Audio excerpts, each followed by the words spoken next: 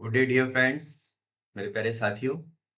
आज हम पढ़ेंगे प्रारंभ फिजिक्स क्लासेस के साथ साथ व्हाट इज फोर्स, आखिर बल क्या है। तो इसका एक बहुत सिंपल सा आंसर है जो हम बहुत छोटी क्लासेस से पढ़ रहे हैं, और अगर हम नहीं भी पढ़ते तो भी हमें पता रहता है कि बल क्या है, फोर्स क्या है।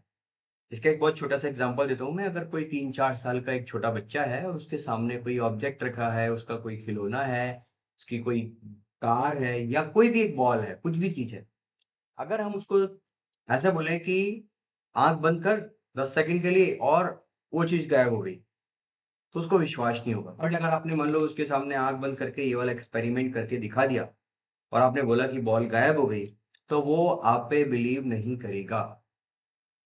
वो क्या करेगा, इधर उधर देखेगा।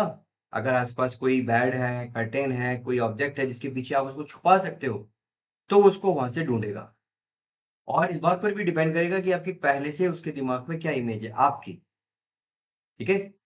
वो क्यों कर रहा है ऐसा वो? क्योंकि वो एक बहुत छोटा-सा लॉ इन्हेरेंटली जानता है, बिना पढ़े जानता है कि any object want to remain in its position unless until an external force, although he doesn't know exactly what is force, they know without definition, without any particular language, कि बिना सरकाए सरकता नहीं है। अगर आपने डिस्प्लेस नहीं करा तो वो डिस्प्लेस नहीं होगा ऑब्जेक्ट। ये बात उसको अच्छे अच्छे से पता है। तो बस हम यहाँ पर ये बात करना चाहते हैं कि उसके उस अंडरस्टैंडिंग को अगर हम थोड़ा सा और एनलार्ज करें। क्योंकि देखो क्या होता है कि जब हम इसको 11th 12th क्लासेस में 9th 10th में सीखते हैं ना, तो बच्चे बोलते हैं कि हमने फोर्स पढ़ तो लिया, but we are not able to solve the numericals. Theory आ गई पर न्यूमेरिकल्स नहीं आ रही। इसी समस्या को हल करने के लिए हमने यहाँ पर एक अपना पुराना मेथड अप्लाई करने की कोशिश करी, जिसको हम बोलते हैं ओल्ड बुक मेथड या रीड द टेक्स्ट। अब रीड तो मैं करूंगा। फिर से कई लोगों ने पूछा कि आप इसको एनिमेशन से क्यों नहीं करते, इतने सारे एनिमेशन नेट पर अवेलेबल है, इतने वीडियोस हैं। मैं को लगता है कि उनको देखने से आपको विजुअलाइज तो हो जाएगा, बट जब आप उसको ऑन पेपर लिखने की कोशिश करोगे, देखो यहाँ तो हमारे आसपास का ना ऐसा सिस्टम हो कि आपसे सब कुछ प्रैक्टिकल ही पूछा जा रहा है, तो नो डाउट अब बताए जाओ। पर जैसे ही आप उसको थ्योरी में अप्लाई करोगे, उसको रिटन टेस्ट देके पास करने की कोशिश करोगे, तो आपके पास लैंग्वेज आनी चाहिए। अब एक दूसरा ऑब्जर्वेशन आपने भी शायद देखा होगा अपने आसपास के बच्चों को, ज्यादातर बच्चे यही बोलते हैं, हो सकता है आप भी यही बोलो कि आता तो है पर लिखे कैसे ये समझ में नहीं आ रहा। ठीक है। We are able to catch it the concept, class में बच्चों को समझ में आ गया। दूसरे तीसरे दिन क्या होगा, जब हम उसको रिवीजन के लिए या बच्चों के कॉन्सेप्ट कितने स्ट्रांग हो गए चेक करने के लिए पूछते हैं, तो ये आंसर नहीं देते हम कि हम भूल गए। हम क्या बोलते हैं, हमें समझ में नहीं आया। दोनों ही बातें सही है। मैं जो बोल रहा हूँ कि हम भूल गए, ये बात भी ठीक है, और समझ में नहीं आया क्योंकि जो क्लास में था वो तो आपकी एक विजुअल मेमोरी में स्टोर हो गया। अब जैसे ही आपने उसको लिखा तो वो चिपक जाएगा।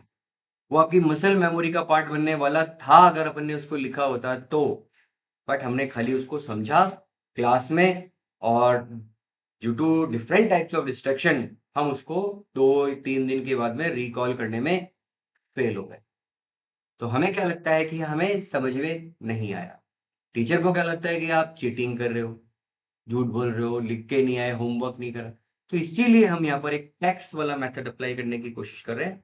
तो अब मैं वापस से अपने कॉन्सेप्ट पे आता हूँ कि व्हाट इज फोर्स। तो देखो बहुत सिंपल सा है, beyond the push and pull. Force हमेशा दो चीजों के बीच में होगा, ये बात पहली है और इसको याद रखना सबसे जरूरी चीज है। दो ऑब्जेक्ट नहीं, अगर एक ही ऑब्जेक्ट और आप सोचो इससे कोई फोर्स है, नॉट पॉसिबल। फोर्स के लिए सेकंड बॉडी होना जरूरी है। जैसे I am interacting with the camera और I am interacting with the students. बोले हम अकेले हैं, हम क्या करें? आप इंटरेक्ट करोगे अपने कॉपी से, अपने पेन से। There must be two object which are in interaction, और थोड़ा प्रीसियसली बोलूं तो this is the kind of vector interaction. क्या यहाँ पर स्केलर भी है? हाँ आएगा।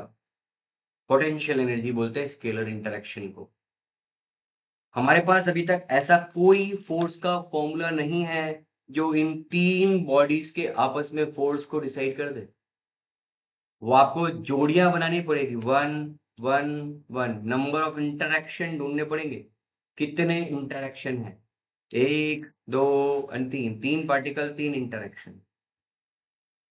ठीक है, तो इंटरैक्शन है फोर्स, और फोर्स के साथ साथ क्या जरूरी है उसमें, इंटरैक्शन के साथ में, when two objects are interacting. अब देखो इसी वाली बात को समझो कि मान लो एक अपार्टमेंट है जहां पर कई सारे फ्लैट्स हैं, दो नेबर्स हैं जो एक कॉमन वॉल शेयर करते हैं। तो डिपेंडिंग अपॉन द आप ए टाउन, बी टाउन और सी टाउन में रह रहे हो, कई जगह होता है कि अपार्टमेंट में होते हुए भी आपस में बहुत ज्यादा सोशल होते हैं लोग। बट बड़े सिटीज की बात करो जहां पर एक ही वॉल को शेयर कर रहे हैं पर वो दोनों एक दूसरे के साथ कोई रिलेशन नहीं रख रहे, इनके बीच में कोई इंटरेक्शन नहीं है। अब आप बोलो इंटरेक्ट तो है, पास तो है, बट क्या वो आपस में इंटरेक्ट करे? तो इंटरेक्शन के लिए there must be exchange of something. It may be information, it may be of sound. एक के घर से कोई लड़ाई की आवाज आ रही है या टीवी की आवाज आ रही है या ऑडियो है, कोई गाना चल रहा है, पार्टी हो रही है, वो दूसरे के साथ डिस्टरबेंस कर रही है यानी कि उसको परेशान कर रही है, तो वो जाएगा और बोलेगा कि भाई प्लीज साउंड थोड़ा सा कम कर लो। There is some kind of interaction, it may be positive and negative, it doesn't, इससे हमको कोई मतलब नहीं है। इंटरेक्शन होना जरूरी है, एक्सचेंज ऑफ समथिंग होना जरूरी है। हमारे पुराने जमाने में क्या करते थे, एक घर में अगर कोई अच्छी सब्जी बनी तो वो पड़ोसी के घर भी जाती है, पड़ोसी के घर में अगर कुछ बना तो वो यहाँ पर भी आता है। Festivals is a kind of interaction जिसमें हम exchange of sweet, exchange of खुशी, फीलिंग्स करते हैं। अब आप बोलो फीलिंग्स कोई फिजिकल ऑब्जेक्ट नहीं है, उसको हटाओ साइड में। ऑल्दो उसको भी अपन प्रूव कर सकते हैं कि हाँ वो साइंटिफिक टर्म है, बट अभी अपना वो कंसर्न नहीं है। आप अपने आप ही उस तरफ चले जाओगे जब आप इसको थोड़ा सा इन डेप्थ सोचने लगोगे, पुश एंड पुल से आगे सोचोगे ना, तो आप डेफिनेटली फोर्स को वहां तक समझोगे जहां तक ये ले जाना चाहता है आपको। तो दो पार्टिकल्स होंगे, दो पार्टिकल के बीच में किसी चीज का एक्सचेंज हो रहा होगा। ठीक है, एक बहुत फेमस राइटर है फिजिक्स के, उन्होंने एक बहुत अच्छे एग्जाम्पल से इसको बात को समझाया है कि कहीं पे दो लोगों के बीच में कुछ इंटरेक्शन था, तो दूर से किसी ऑब्जर्वर ने देखा उसको, सपोज हेलीकॉप्टर से बाइनोक्यूलर लगा के, तो उसने देखा कि वो दो पर्सन जो थे वो एक दूसरे के पास आ गए। तो one scientist made the note कि they have some kind of attraction, उनके बीच में प्यार है, उनके बीच में अट्रैक्शन। अब वो नंबर आया दूसरे का बाइनोक्यूलर लेके, उसने उसको चेक किया तो उसने देखा कि वो दूर चले गए। वही दो लोग, एक का ऑब्जर्वेशन हो रहा है कि वो दोनों एक दूसरे के साथ अट्रैक्शन में हैं, और अब सेकंड वाला क्या बोल रहा है कि वो रिपल्शन में है। थोड़ा वो और नीचे आए, और दोनों कॉमन जब शेयर कर रहे हैं, उस व्यू कर रहे हैं, उसको सीन को देख रहे हैं, तो उन्होंने देखा कि actually they are playing badminton.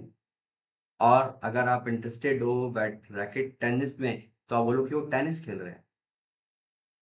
अब दो पर्सन को एक दूसरे से कोई लेना देना नहीं है, हो सकता है उनकी कोई प्रीवियस जान पहचान हो, नहीं भी हो, बट किस चीज की वजह से एक दूसरे के पास आ रहे थे वो, दैट एक्सचेंज पार्टिकल बॉल। तो इंटरेक्शन होना चाहिए, इंटरेक्शन के लिए एक्सचेंज ऑफ समथिंग होने चाहिए।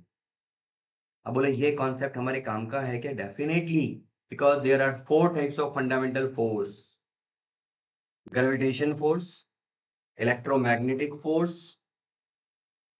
न्यूक्लियर के दो type, weak nuclear and strong nuclear. Twelfth class आते आते आप इन सारे फोर्सेस को पढ़ लेते हो, बेसिक बेसिक। तो चारों फोर्सेस में कुछ एक्सचेंज ऑफ समथिंग होता है। जैसे ज्यादा हम जो पढ़ते हैं ना, वो है इलेक्ट्रोमैग्नेटिक फोर्स। और अब इलेक्ट्रोमैग्नेटिक फोर्स का एक्सचेंज पार्टिकल का कोई पूछता है, तो आपको नाम बताना है फोटोन। फोटोन एनर्जी का packet, yes definitely I am talking about packet of energy, quanta of energy, H nu energy जिसको लिखते हैं अपन, H the Planck constant, nu is the frequency of the wave, electromagnetic wave. Nuclear force के लिए scientist ने एक नाम ढूंढा है, ग्लूऑन्स। को आप और थोड़ा सा आगे फिजिक्स पढ़ोगे तो आप पढ़ोगे ग्लूऑन्स, ग्लू GLU, चिपकाने वाला। उनके फोर्सेस को बाउंड, पार्टिकल्स को बाउंड रखने के लिए उन्होंने बोला कि there is something gluons particle.